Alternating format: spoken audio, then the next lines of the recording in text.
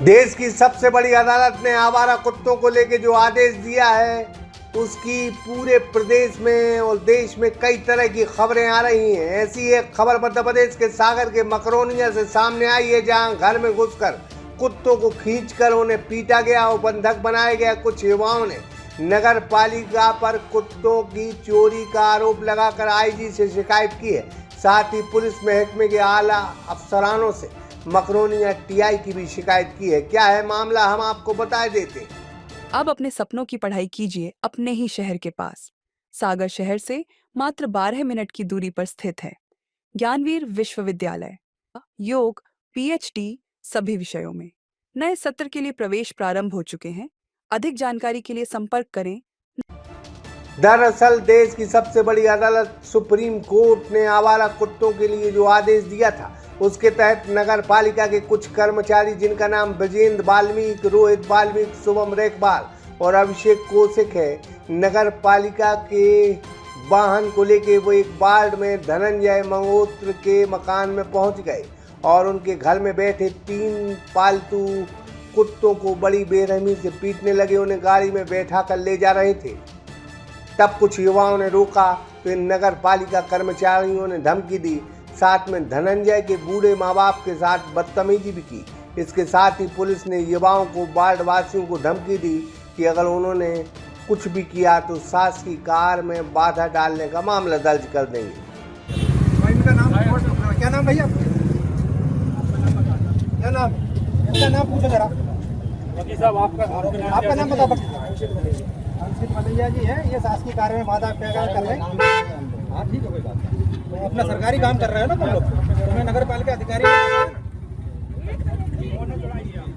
एक सेकंड, ये अवैध कुत्ता उठा रहे हैं तो ये कार्रवाई हम पे कर रहे हैं। लॉयर पे तो ये बता रहे हैं कि आप इलीगल थाना प्रभारी में यदि सपोर्ट कर रहे हैं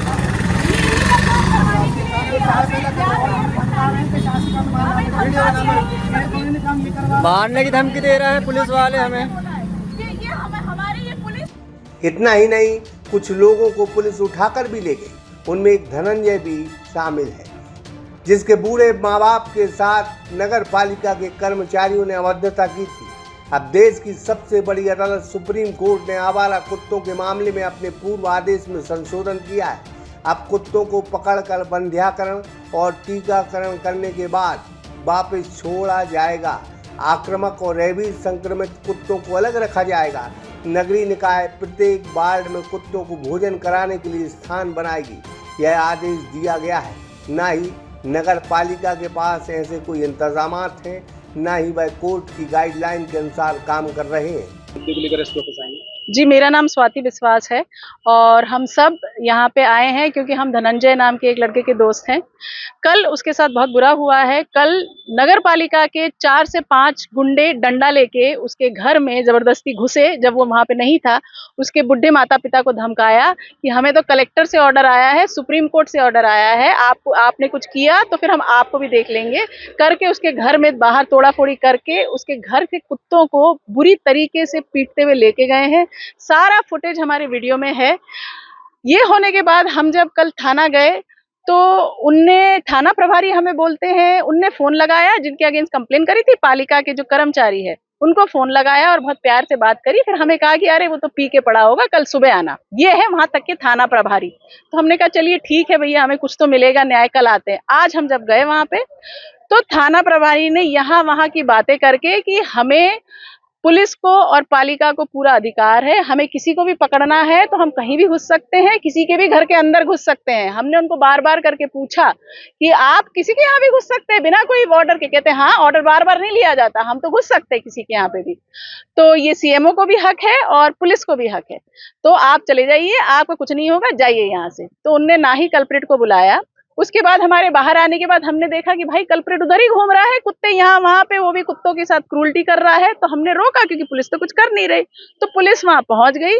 पुलिस ने जिसके घर में घुस के ये नगर पालिका के आदमी ने एक ट्रेस पासिंग करी, उसको धक्के मार के अपनी गाड़ी में बैठा के थाने में डलवा लिया, और जिसके अगेंस्ट कंप्लेन करी थी वो उनको असिस्टेंट बना के हम सब की वीडियो ली, लो इनकी वीडियो और इन सब की एफआईआर करेंगे बोल के हमें से वहां से भगा दिया गया है।